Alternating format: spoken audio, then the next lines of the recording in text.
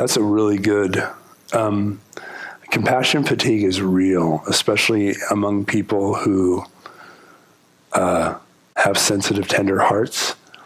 And we live in, it's so amazing. Evolutionary mismatch is really important. It's a huge, I think it's like a really important thing to look at. So we live in a society where we have destroyed the big, blended, mixed village, tribal, family, uncles, aunties, cousins, in these big, basically hunter-gatherer bands of, 50 to 150, where you knew everyone's name and who they were related to and how. That's the kind of brain we have. We have literally, that's our brain. Our brain's like, where's my band of people? And I eat berries and live by the river and we sing songs. We have the same brains as our hunter-gatherer ancestors had. And then we did this whole nuclear family thing, which is hilarious. No, you only connect to these three people, only ever, and you live in a house with them, and you have to drive to anyone else's house that you're related to. And then we destroy that in favor of everybody has to work 3 jobs. So that's hard. And then we did this cool thing where now we're all connected online, and you can every day delivered to my phone is all the terrible things that are happening to wonderful people half a world away that I cannot do a goddamn thing about. That I can't. It's like a prescription for compassion fatigue. So that's the context in which we find ourselves. And then the teachings of the Buddha with regard to kindness and compassion, are rooted in that previous world of big, blended, familial relations. So you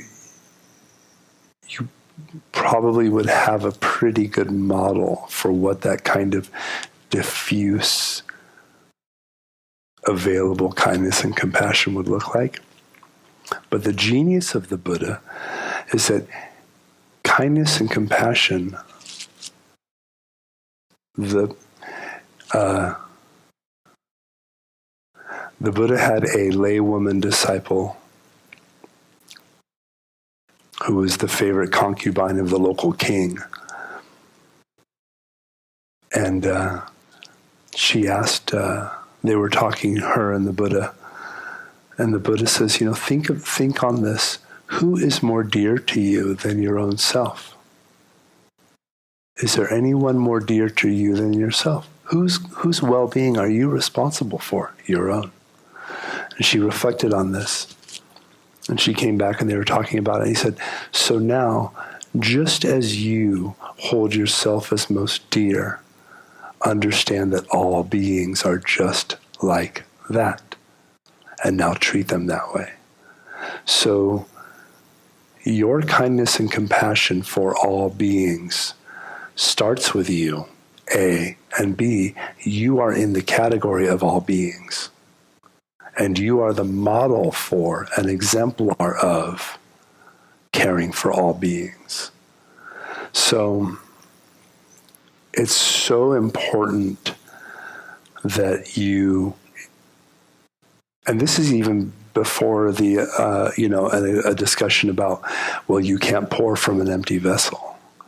So you have to know what your boundaries are and what you can skillfully give. And that's a way of having kindness and compassion for yourself as well. So this is something that Star asked a lot about.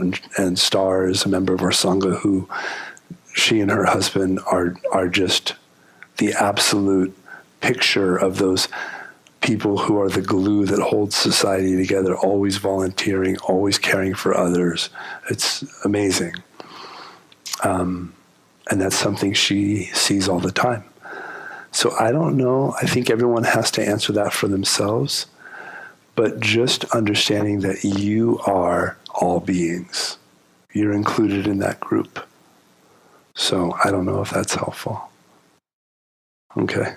But that's the thing I love about the Buddha's model for kindness and compassion It's not like, oh my God, I'm going to selflessly give and sacrifice myself. It's, I'm going to care for all beings. Oh, look, there's one here. I'm going to start with this one. So I'm a big fan of that. Thank you. Great question.